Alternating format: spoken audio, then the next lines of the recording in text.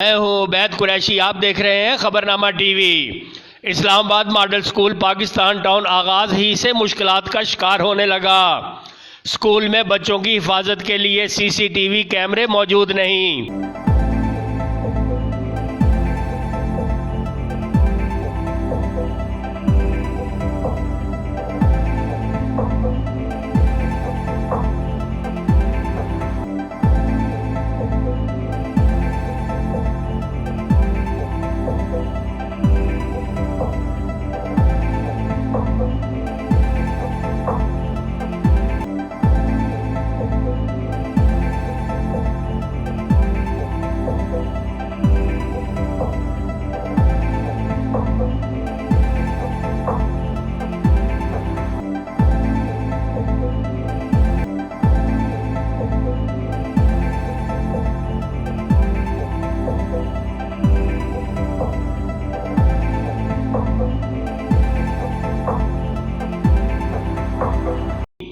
पढ़ाई के औकात में तामीराती काम जारी रखने से बच्चों और स्टाफ की जिंदगियों को खतरात लाहक हो सकते हैं।